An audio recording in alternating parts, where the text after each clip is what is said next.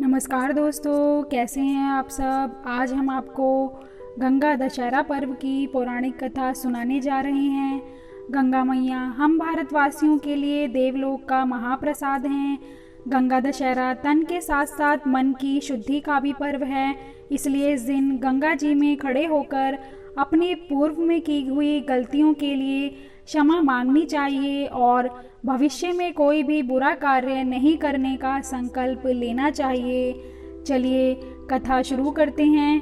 प्राचीन काल में अयोध्या में सगर नाम के महाप्रतापी राजा राज्य करते थे। उन्होंने 7 समुद्रों को जीतकर अपने राज्य का विस्तार किया। उनकी केशनी तथा सुमति नामक 2 रानियां थीं।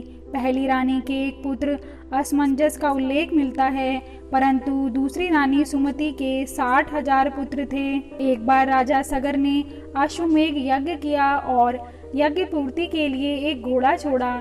इंद्र ने उस यज्ञ को भंग करने के लिए यज्ञ अश्व का अपहरण कर लिया और उसे कपिल मुनि के आश्रम में बांध आए। राजा ने उसे खोजने के लिए अपने 60,000 पुत्रों को भेजा। सारा भूमंडल छान मारा, फिर भी अश्व नहीं मिला। फिर अश्व को खोजते खोजते जब कपिल मुनि के आश्रम में पहुँचे तो वहाँ उन्होंने महर्षि कपिल को तपस्या करते हुए देखा। उन्हीं के पास महाराज सगर का अश्व घास चर रहा था।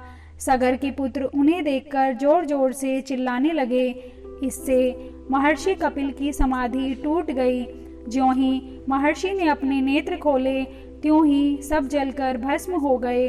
अपने पितृव्य चरणों को खोजता हुआ राजा सगर का पौत्र अंशुमान जब मुनि के आश्रम में पहुंचा तो महात्मा गरुड़ ने भस्म होने का सारा वृतांत सुनाया। गरुड़ जी ने यह भी बताया, यदि इन सब की मुक्ति चाहते हो तो गंगा जी को स्वर्ग से धरती पर लाना पड़ेगा।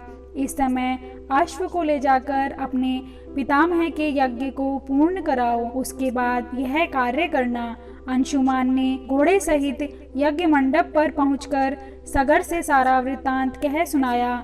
महाराज सगर की मृत्यु के उपरांत अंशुमान और उनके पुत्र दिलीप जीवन पर्यंत तपस्या करके भी गंगा जी को मृत्यु लोक में ना ला सके। हजारों सगर के वंश में अनेक राजा हुए। सभी ने 60,000 पूर्वजों की भस्मी के पहाड़ को गंगा के प्रवाह के द्वारा पवित्र करने का प्रयत्न किया, किंतु वे सफल नहीं हो पाए। अंत में महाराज दिलीप के पुत्र भागीरथ ने गंगा जी को इस लोक में लाने के लिए गोकर्ण तीर्थ में जाकर कठोर तपस्या की। इस प्रकार तपस्या करते करते कई वर्ष बीत गए।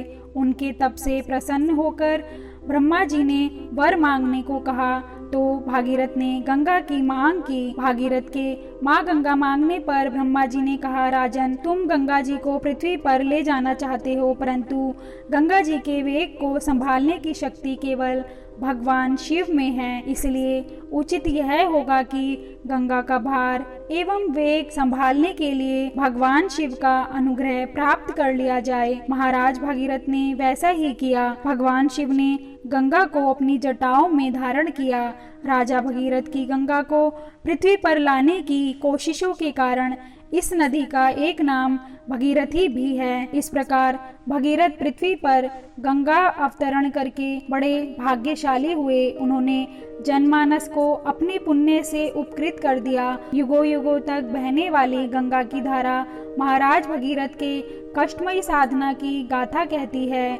गंगा प्राणी मात्र को जीवन दान ही नहीं देती, मुक्ति भी देती हैं। इसी कारण भारत तथा विदेशों तक में माँ गंगा की महिमा गाई जाती है। जय गंगा मैया।